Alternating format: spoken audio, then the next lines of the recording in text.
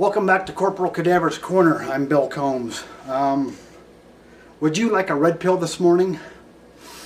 I'll give you a big one.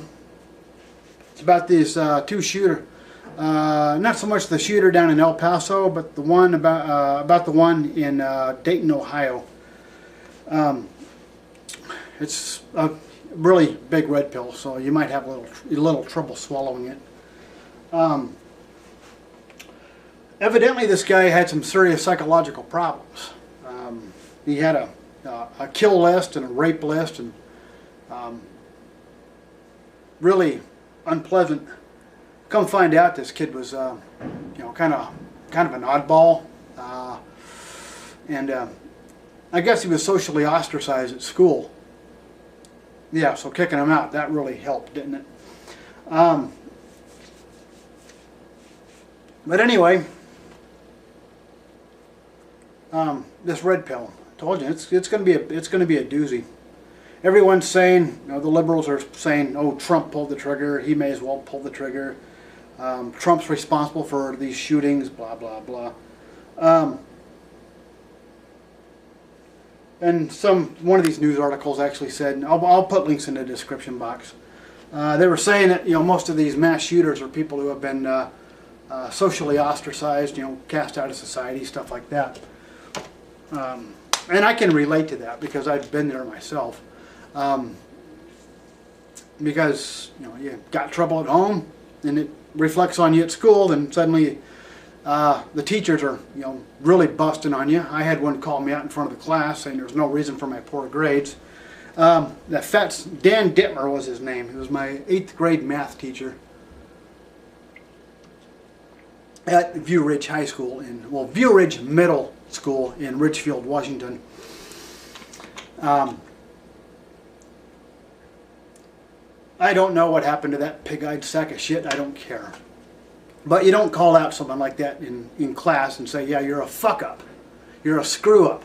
And there's no reason for what... he didn't know what was going on inside my house, okay, at my home life, because my home life sucked. Not going to get into that too much.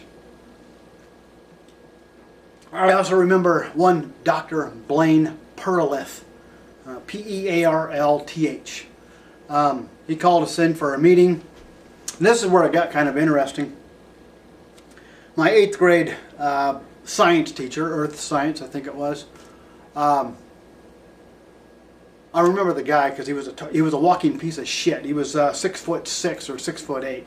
He was pretty big, and he stunk like he stunk metaphorically because he was nothing but a big pile of shit. For a while there was like this access. You got this the Earth Science room here, and you got the 7th grade science room here, and there was a little access corridor between the two, more like a storage area for the teachers and whatnot. He moved my desk back there and put me in there, away from the rest of the class, because he said I was a bad influence on the other students, and actively denied me educational, time. Basically kicked me out of class without kicking me out of the class. The guy was a total piece of shit. Anyway, later on that year, and I mean things were really getting bad at my house. My mother was getting really hot and heavy with her extramarital affair. My father was verbally and physically abusive. My mother was verbally and mentally abusive, and they were both emotionally neglectful. So I was really having all kinds of problems at home, and and that's obvious. And what the typical thing is, the kids got all kinds of problems at home. They start suffering in school. But anyway, they called me in for a meeting, with my mother, and my mother hated my guts to begin with. I'm not going to say she hated. She was just apathetic. She didn't care. Hate would be one thing. Apathy is just where you just don't care at all. Let's see. It was Dan Dittmer, the principal, had Tom Horn, who was my science teacher in 8th grade, that sack of shit, and one Dr. Blaine Perlith. And I will never forget this until my dying day. We were sitting at the table, and Tom Horn said there was no reason for me to be failing this class when he was actually denying me any kind of source material You know, he wasn't, he basically, you know, like I said, he kicked me out of class without kicking me out of class. You know, locking me in the access corridor. Dan Dittmer, you know, said a bunch of things, and there's no reason for me to be failing this class either. You know, the other thing is about my home life. You know, some kids make the excuse they didn't have time to do their homework. I wasn't allowed to do homework, and neither was my brother.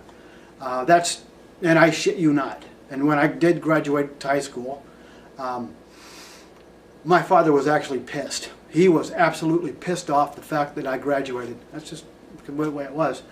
But anyway, I will never forget this to my dying day. That Dr. Blaine Perlith, he looked at me and said, "William, you are a failure." That's a hell of a thing to be saying to some 14-year-old kid. And none of these motherfuckers knew what was going on inside my house. And what really rubbed salt in the wound is my mother turned to me and started laughing at me. That's what it was like for me growing up. You know, and there's always that one kid who's just constantly being harassed and bullied and pushed around. You know, you got no, you know, and that's just the way it was. And I was it. And, you know, the staff just ragged on me. Other students, I'm not going to get into what they did, but some of it was actually pretty traumatic. So you wind up being ostracized, okay? And the system is there to, you know, they don't help you. They are there to fuck you up. I said I was going to feed you a red pill, and here it comes. You know. A couple of these news articles said this, you know, like this one girl said, hey, they talked to him and said, we need to get you some help. Now, the liberals, the Democrats, are saying, you know, Trump pulled the trigger, Trump's responsible for the mass shootings. Just not, animal farm shit, okay, where the pigs taught the other animals, 4 legs good, 2 legs bad, 4 legs bad, 4 legs good, 2 legs bad, you know, the bleeding sheep kind of thing.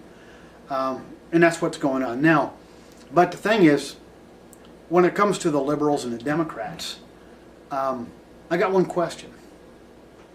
Where was the social program at where this kid could have got some serious psychological help? You guys didn't provide it, okay? You're so worried about all the fucking immigrants coming across the border. It's like, oh, they're more important than our own citizens. And you got all these other problems going on, but yet you're saying, oh, well, Americans don't matter. These illegals coming across the border for asylum do. Okay, if anyone's responsible for these horrific acts, it's the liberals and the Democrats, because they're more interested in helping foreign nationals than they are their own people who have serious psychological problems. If it was a social program that would allow these high school students to get help, some serious psychological help, and I don't mean a fucking pill, okay?